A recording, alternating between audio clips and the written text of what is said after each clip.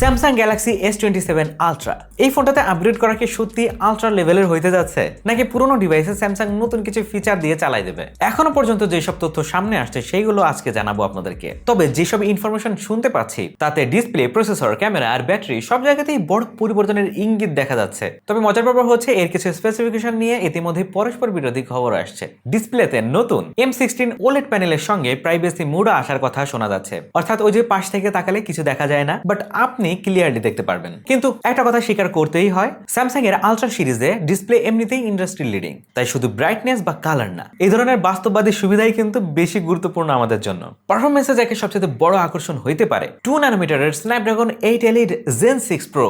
যদি এফিসিয়েন্সি ঠিক থাকে তাহলে শুধু গেমিং পারফরমেন্সই না, হিটিং এবং ব্যাটারি ব্যাকআপেও বড় ইমপ্রুভমেন্ট দেখা যেতে পারে। সাথে আরো থাকতে পারে LPDDR6 এর র্যাম আর UFS 5.0 স্টোরেজ। বাট এখানে কিন্তু রয়েছে, সম্প্রতি কিছু রিপোর্টে বলছে সাপ্লাই সমস্যার কারণে স্যামসাং শেষ পর্যন্ত এই দুটো আপগ্রেড বাদও দিতে পারে ভাই। তাই এই স্পেসিফিকেশনটা নিশ্চিতভাবে ধরে নেওয়া কিন্তু ঠিকই হবে না। ক্যামেরাতে রয়েছে 200 মেগাপিক্সেলের মেইন সেন্সর, কিন্তু আসল ইন্টারেস্টিং বিষয় মেগাপিক্সেল না, ভেরিয়েবল অ্যাপারচার আবার ফিরে আসতে পারে। এটা সত্যি হলে কিন্তু কম আলো যেখানে থাকবে সেখানে ভালো লেভেলের একটা ছবি পাবে। আর অ্যাপারচার কন্ট্রোল যদি করা যায়, মানে পিছনের ব্লারটাও কিন্তু আপনি কাস্টমাইজ এবং কন্ট্রোল বেশি ভালোভাবে করতে পারবেন। সো ডে লাইট বলেন বা রাতে বলেন সব জায়গাতে ভালো কোয়ালিটির ছবি পাবেন। তবে নতুন হরিজন্টাল ক্যামেরা মডিউল কিন্তু অনেকের কাছে পছন্দ হচ্ছে না, অনেকেই বলতেছে পিক্সেলের কপি হলো কিনা। সো ডিজাইন যেমন তেমন, এখানে যদি শুধু ডিজাইনই বদলায়, ক্যামেরাতে যদি কোনো ইমপ্রুভমেন্ট না থাকে, সেই ক্ষেত্রে কিন্তু এটা কনভিনিয়েন্ট হবে না। সবচেয়ে প্রয়োজনীয় আপগ্রেডটা হইতে পারে ব্যাটারি। 5700 mAh এর সিলিকন কার্বন ব্যাটারি রয়েছে।